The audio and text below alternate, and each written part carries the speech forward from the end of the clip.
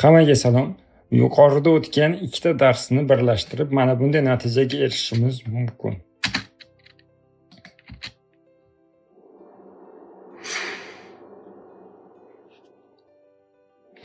Demak, bugun shu ikkita darsni birlashtirgan holatda animatsiyani yaratib ko'ramiz. Demak, har doimgidek o'zimizga kerakli bo'lgan fayllarni import qilib olishimiz kerak.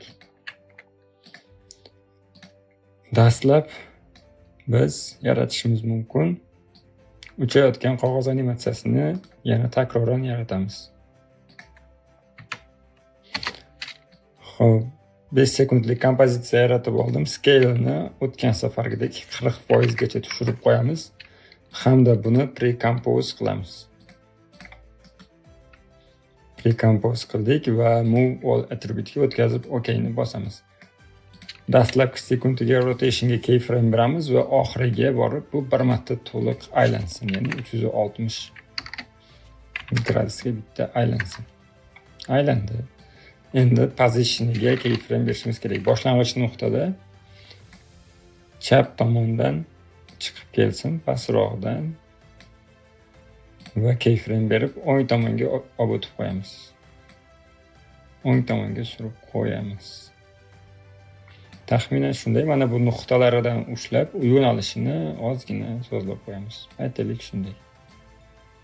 Mana shu holatda uchib o'tadi. Endi chiroyliroq ko'rinish uchun orqa fonga oq solid yaratib qo'yaylik.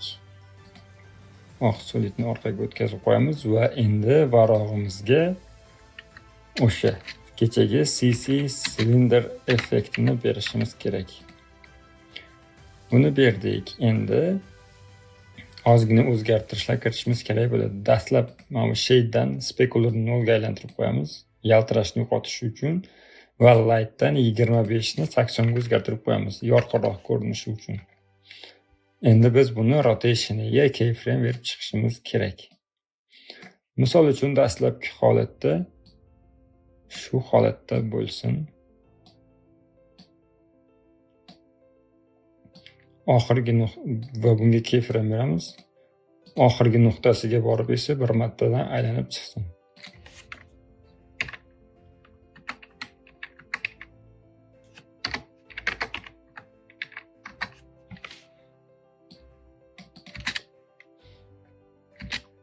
Resolutionni fulldan sort ga o'tkazib qo'ydim. Shu holatda animatsiya bo'lyapti. Buni bir oz kichkina qilamiz. Kompozitsiyani o'zini kichkina qilamiz. Taxminan 60% larga.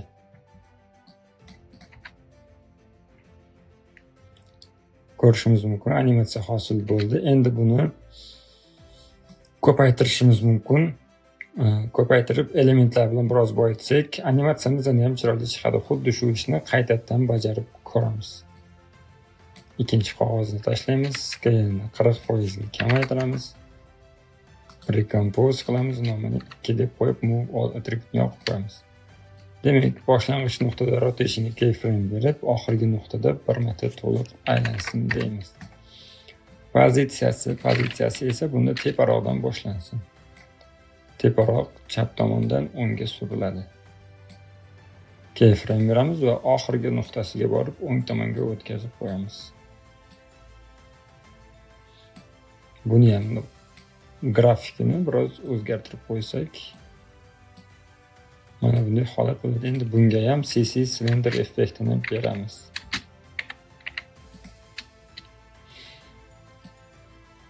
Demak, shading oynasidan specularni 0 ga aylantirib, lightingdan 25 ni 80 qilib qo'yamiz. Va rotation'iga keyframe berib chiqishimiz kerak bo'ladi.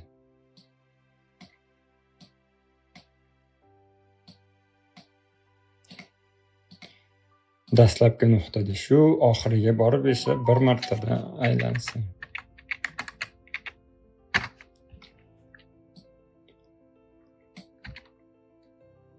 Ko'rishimiz mumkin. Scale'ni ozgina kichikroq qilib qo'yamiz. Примерно 80 yetarli. Endi esa yirtilgan qog'oz animatsiyasini yaratishimiz kerak.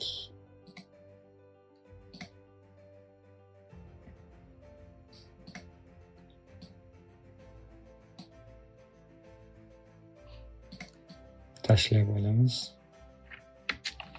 Scale'ni kichikroq qilamiz. Buni uchayotgan qog'ozlardan orqada qilib qo'yishimiz kerak. Shunda ko'rishimiz mumkin, buni orqasida qolib ketadi. Taxminan shu yetarli, 35%. Va endi bunga biz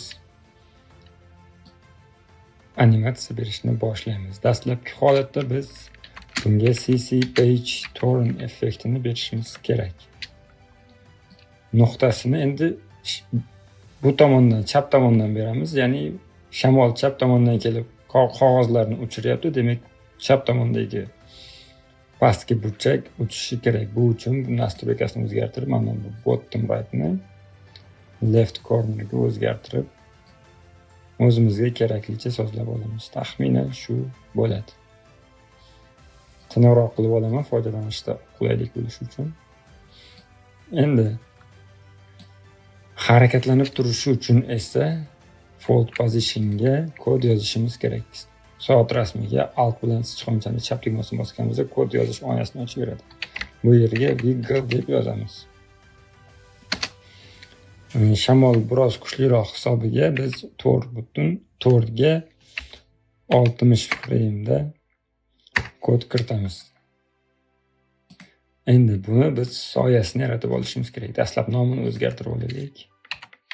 Qog'oz va buni Ctrl D orqali ko'paytiramiz va orqasiga olib o'tib buni soya deb yozib qo'yamiz. Soya.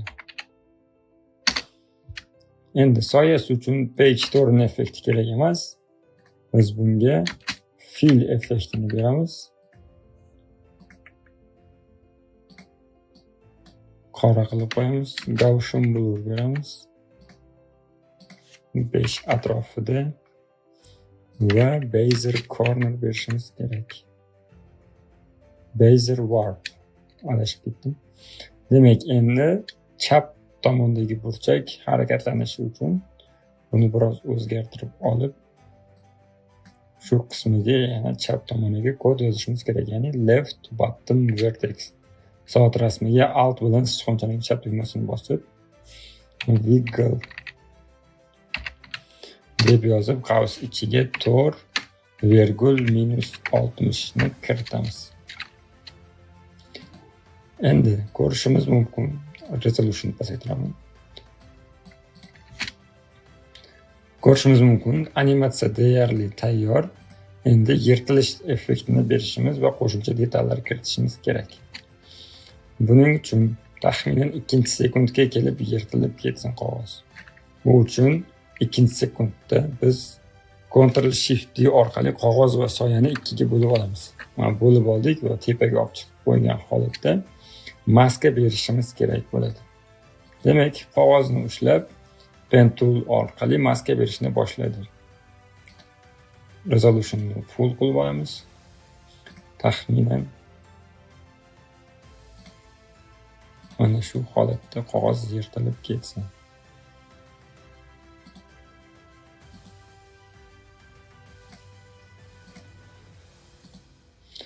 Endi qog'ozni tanlab M harfini bosamiz va mask 1 ni tanlab Ctrl C bilan soya 2 ga beramiz. Ctrl V. Endi qog'oz 2 va soya 2 ni ushlab Ctrl C ni bosib Ctrl V ni bosamiz va yana M harfini bosib invert tugmalarini galichkasini yoqib chiqamiz. Endi qog'oz 3 ni tanlab mana bu yerdan back page ni tanlab none ga o'zgartirib qo'yamiz. Endi qog'oz 2 va soya 2 ni dastlabki holatiga position va rotation beramiz. Ya'ni 2-sekunddagi holatiga. Position va rotationiga keyframe beramiz. Taxminan 15 frame o'tkazib 1 2 3 4 5 o'tkazib bularni kadrdan chiqarib yuborishimiz kerak bo'ladi. Ya'ni buni ushlab tortamiz, rotationidan bir oz burib qo'yishimiz kerak. Mana kadrdan chiqib ketgan holati bo'ldi. Mana bu nuqtalaridan ushlab grafikini biroz o'zgartirib qo'yamiz. Taxminan shu holatda. buni ushlab, nuqtalarini ushlab, barcha nuqtalarini ushlagan holatda F9 ni bosib, grafikini biroz o'zgartirib qo'yamiz. Ctrl bilan o'ng tomonga tortamiz. Ctrl bilan chap tomonga tortamiz.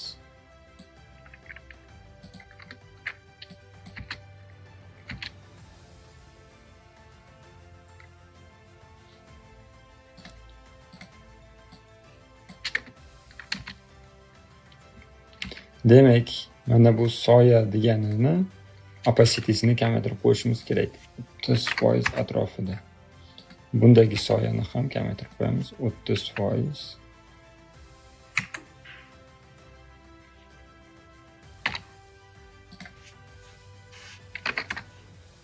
Va bundagi soyani ham 30% ga kamaytirib qo'yishimiz kerak. Full down halfga o'tib animatsiyani bitta ko'rib olamiz.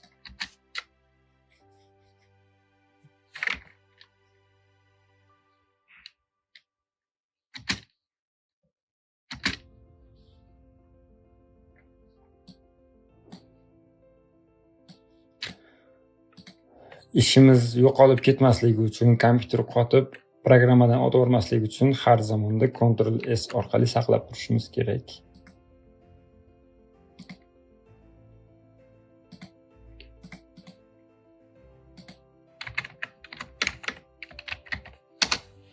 Buni saqlab qo'ydik, animatsiyani bitta ko'rib olamiz. Demak, animatsiya deyarli tayyor, qo'shimcha elementlar berishni boshladik. Demak, yirtilish jarayonida bu shake effektini berishimiz kerak. Buni motion blur yoki jerry shake orqali berishimiz mumkin yoki o'zimiz yaratishimiz mumkin. Yaratish uncha qiyin emas. Motion tile orqali yaratish mumkin. Uni ham darsligini alohida chiqarib o'tamiz keyingi darslarda. Demak, biz hozircha jerry shake dan foydalanamiz.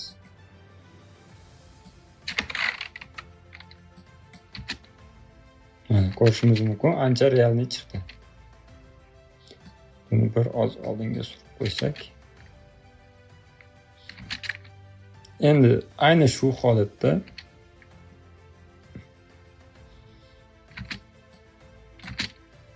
ko'rishimiz mumkin, biroz sekin bo'lyapti. Buni oldiroqqa tortib qo'yamiz. Ctrl Z mana bunda ham bor edi. Mana. Bu ikkisini ushlab U harfini bosib, barcha nuqtalarini ushlab biroz chapga tortib qo'yamiz.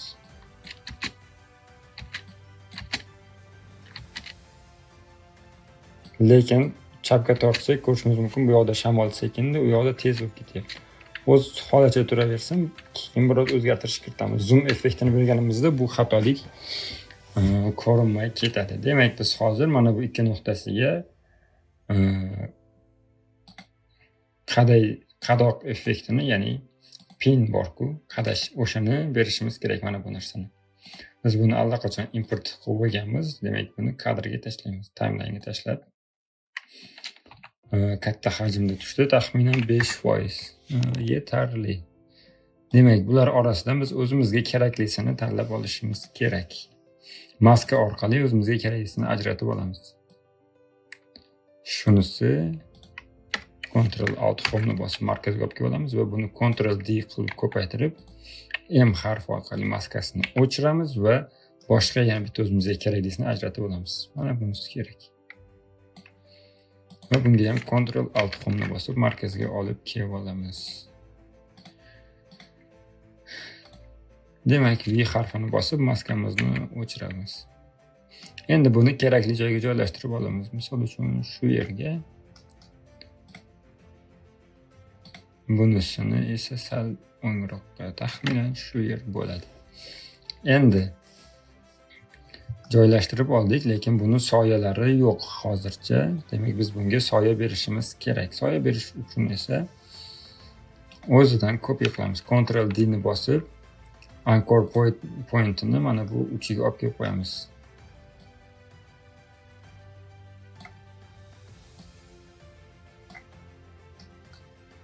Mana shu uchida bo'lishi kerak. Taxminan shu. Mana bu pastdagi tepaga pastga o'nglar orqali surib kerakli joyga joylashtirib olishimiz mumkin. Demak, bo'ldi.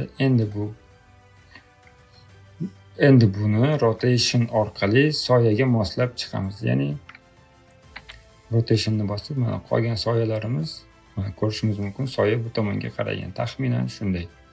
Endi biz bunga drop shadow effektini beramiz. Effektni berdik. Shadow onlyni bitta yoqib qo'ysak va softnessni biroz ko'taramiz.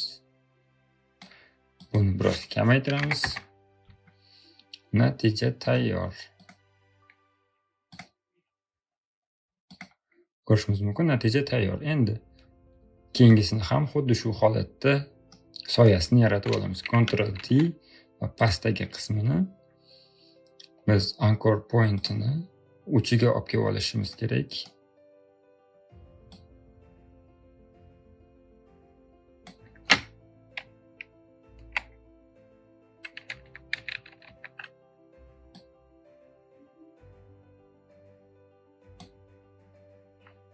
Unchalik ham shart emas, biroz qiyinchilik keltiryapti. Demak, rotation orqali burib olamiz.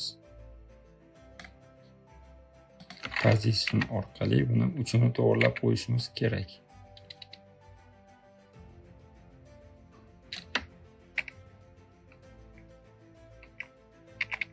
Taxminan shunday.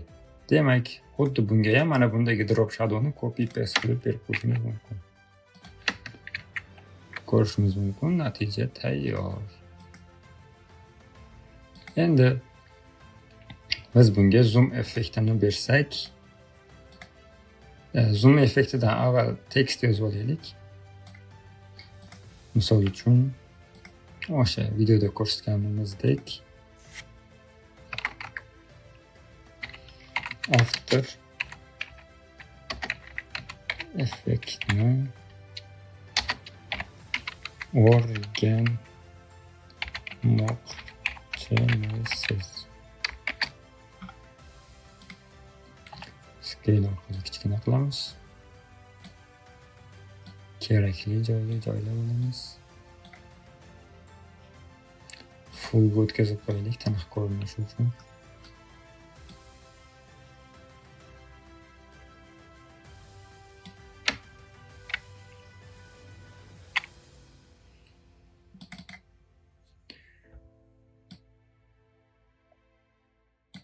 Shunday qilib joylab olamiz.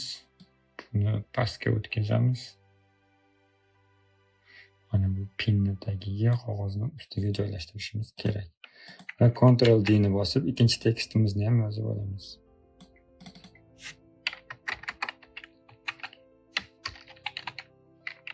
Unday bo'lsa bizni kuzatib boring.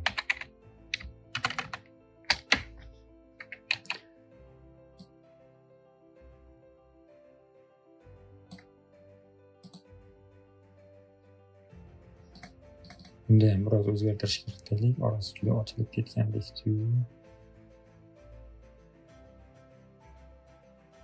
Taxminan shu bo'ladi. Pastga olib tushib qo'yamiz.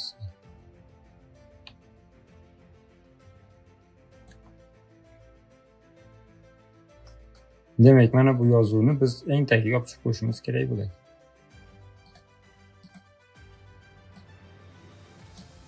Demak, animatsiyani ko'rib olamiz.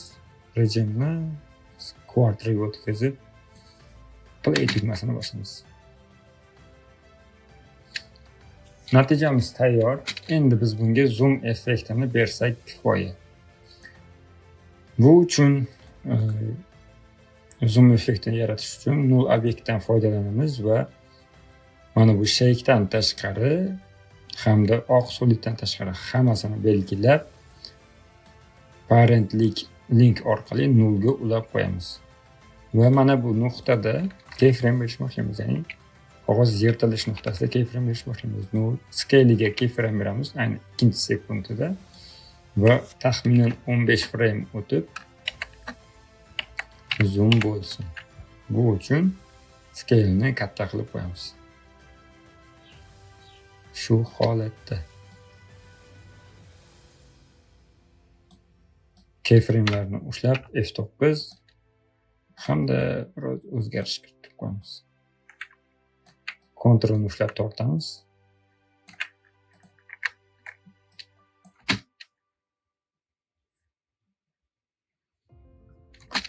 Natijamiz tayyor.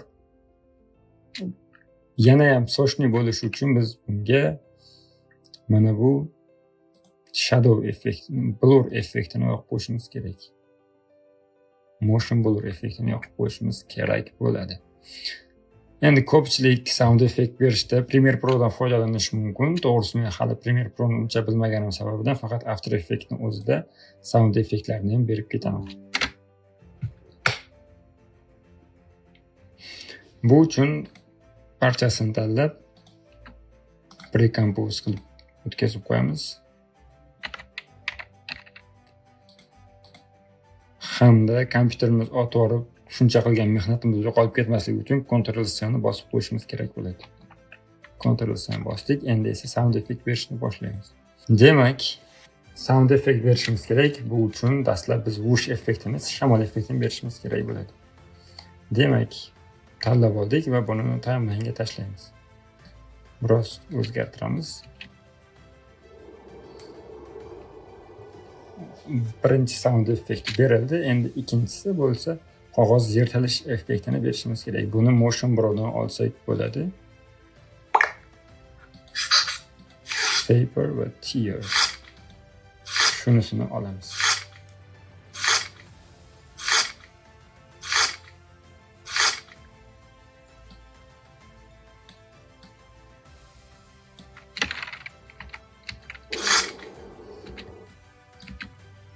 Ko'rishimiz mumkin, deyarli tayyor.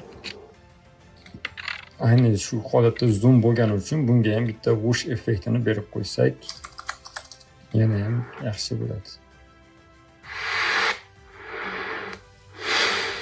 Taxminan mana shu zoom effektini, zoom soundini ishlatamiz. Ovozi biroz baland, L ni bosib -15 qilib qo'yamiz.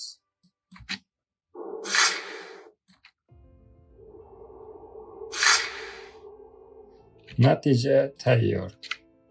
Ctrl+C hamda Ctrl+M ni bosib QuickTime, Avini QuickTime ga o'zgartirib, OK hamda joyini ko'rsatib render qilib yuborishimiz mumkin. Save va render. E'tiboringiz uchun rahmat. Keyingi darslarda ko'rishguncha sog' bo'linglar, salomat bo'linglar.